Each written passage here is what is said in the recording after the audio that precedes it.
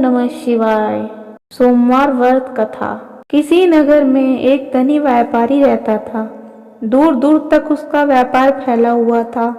नगर के सभी लोग उस व्यापारी का सम्मान करते थे। इतना सब कुछ संपन्न होने के बाद भी वह व्यापारी बहुत दुखी था, क्योंकि उसका कोई पुत्र नहीं था, जिस कारण अपने मृत्यु के बाद व्यापारी के उत्तराधिकारी की चिंता उसे हमेशा सताती रहती। पुत्र प्राप्ति की इच्छा से व्यापारी प्रत्येक सोमवार भगवान शिव की व्रत पूजा किया करता था और शाम के समय शिव मंदिर में जाकर शिव जी के सामने घी का दीपक जलाया करता था। उसकी भक्ति को देखकर मां पार्वती प्रसन्न हो गई और भगवान शिव से उस व्यापारी की मनोकामना पूर्ण करने का निवेदन करने लगी। भगवान शिव बोले, इस संसार में सबको उसके कर्म के अनुसार फल की प्राप्ति होती है। जो प्राणी जैसा कर्म करते हैं उन्हें वैसा ही फल प्राप्त होता है। शिवजी द्वारा समझाने के बावजूद मां पार्वती नहीं मानी और उस व्यापारी की मनोकामना पूर्ति हेतु वे शिवजी से बार बार अनुरोध करती रही। अंत में माता के आग्रह को देखकर भगवान भोलेनाथ को उस व्यापारी को पुत्र प्राप्ति का वरदान देना पड़ा। वरदान देने के बाद भोलेनाथ मां पार्वती से बोले, आपके आग्रह पर मैंने पुत्र प्राप्ति का वरदान तो दे दिया, परंतु इसका यह पुत्र 16 वर्ष से अधिक समय तक जीवित नहीं रहेगा। उसी रात भगवान शिव उस व्यापारी के सपने में आए और उसे पुत्र प्राप्ति का वरदान दिया और उसके पुत्र के 16 वर्ष तक जीवित रहने की भी बात बताई। भगवान के वरदान से व्यापारी को बहुत खुशी हुई, लेकिन पुत्र की कम आयु की चिंता ने उस खुशी को नष्ट कर दिया।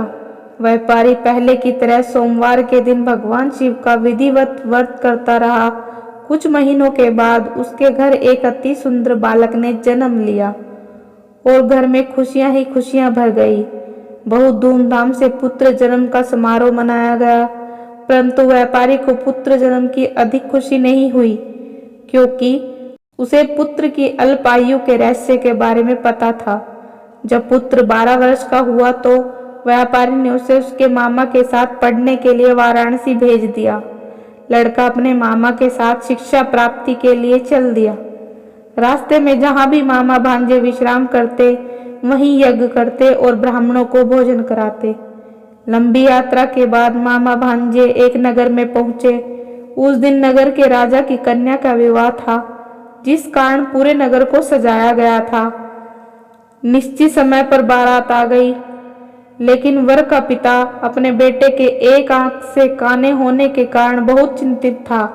उसे भय था कि इस बात का पता चलने पर कहीं राजा विवाह से इनकार न कर दे, इससे उसकी बदनामी भी होगी। जब वर के पिता ने व्यापारी के पुत्र को देखा तो उसके दिमाग में एक विचार आया। उसने सोचा, क्यों ना इस लड़के को दूल्हा बनाकर राजकुमारी से विवाह करा दूं। विवाह के बाद इसको धन देकर विदा कर दूंगा और राजकुमारी को अपने नगर ले जाऊंगा। वर के पिता ने लड़के के मामा से इस बारे में बात की। मामा ने धन के मिलने के लालच में वर के पिता की बात स्वीकार कर ली। लड़के को दूल्हे के वस्त्र पहनाकर राजकुमारी से विवाह करवा दिया गया। राजा ने बहुत सारा धन देकर राजकुमारी को विदा किया। शादी के बाद लड़का जब राजकुमारी से साथ लौट रहा था तो वह सच नहीं छिपा सका और उसने राजकुमारी की ओढ़नी पर लिख दिया, राजकुमारी तुम्हारा विवाह मेरे साथ हुआ था। मैं तो वाराणसी पढ़ने के लिए जा रहा हूँ और अब तुम्हें जिस नवयुवक की पत्नी बनना पड़ेगा वह कान्हा है। जब राजकुमारी ने अपनी ओढ़नी पर लिखा हुआ पढ़ा तो उसने काने लड़के के साथ जाने से इनकार कर दिया। राजा को जब यह बात पता चली तो उसने राजकुमारी को महल में ही रख लिया। उधर लड़का अपने मामा के साथ वाराणसी पहुंच गया और गुरुकुल में पढ़ना शुरू कर दिया। जब उसकी आयु 16 वर्ष की हुई तो उसने यज्ञ किया। यज्ञ की समाप्ति पर ब्राह्मणों को भोजन कराया और खूब अन्य वस्त्र दान किए। रात को वह अपने शयन कक्ष में सो गया। शिव के वरदान के अनुसार शयनावस्था में ही उसके प्राण पखेरु उड़ गए। सूर्य उदय पर मामा मृत भांजे को देखकर रोने पीटने लगा। आसपास के लोग भी इकट्ठा होकर दुख प्रकट करने लगे। लड़के के मामा के रोने का विलाप सुनकर भगवान शिव और माता पार्वती ने भी सुना। माता पार्वती ने भगवान से कहा, प्राणनाथ, मुझे इसके रोने के स्वर सहन नहीं हो रहे, आप इस व्यक्ति के कष्ट को अवश्य दूर करें। भगवान शिव ने माता पार्वती के साथ अदृश्य रूप में समीप जाकर देखा तो भोलेनाथ माता पार्वती से बोले, यह तो उसी व्यापारी का पुत्र है जिसे मैंने 16 वर्ष की आयु का वरदान दिया था। इसकी आयु पूरी हो गई है। माता पार्वती ने फिर भगवान शिव से निवेदन कर उस बालक को जीवन देने का आग्रह किया। माता पार्वती के आग्रह पर भगवान शिव ने उस लड़के को जीवित होने का वरदान दिया और कुछ ही पल में वह जीवित होकर उठ बैठा। शिक्षा समाप्त करके लड़का मामा के साथ अपने नगर की ओर चल दिया। दोनों चलते हुए उसी नगर में पहुंचे जहां उसका विवाह हुआ था। उस नगर में भी यज्ञ का आयोजन किया। समीप से गुजरते हुए नगर के राजा ने यज्ञ का आयोजन देखा और उसने तुरंत ही लड़के और उसके मामा को पहचान लिया। यज्ञ के समाप्त होने पर राजा मामा और लड़के को महल में ले गया और कुछ दिन तक महल में रखकर बहुत सा धन, वस्त्र आदि देकर राजकुमारी के साथ विदा कर दिया। इधर भूखे प्यासे रहकर व्यापारी और उसकी पत्नी बेटे की प्रतीक्षा कर रहे थे।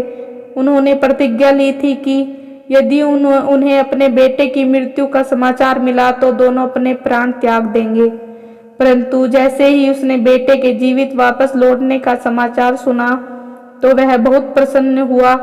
वह अपनी पत्नी और मित्रों के साथ नगर के द्वार पर पहुंचा। अपने बेटे के विवाह का समाचार सुनकर पुत्र वधू राजकुमारी को देखकर उसकी खुशी का ठिकाना नहीं रहा। उसी रात भगवान शिव ने व्यापारी के सपने में आकर कहा, हे श्रेष्ठी, मैंने तेरे सोमवार व्रत के करने और व्रत कथा सुनने से प्रसन्न होकर तेरे पुत्र को लंबी आयु प्रदान की है। पुत्र की लंबी आयु जानकर व्यापारी बहुत प्रसन्न हुआ। शिव भक्त होने तथा सोमवार का व्रत करने से व्यापारी की सभी मनोकामनाएं पूर्ण हुई। इसी प्रकार जो भक्त सोमवार का विधि व्रत करते हैं और व्रत कथा सुनते हैं, उनकी सभी इच्छाएं पूरी करते हैं हमारे महादेव। ओम नमः शिवाय।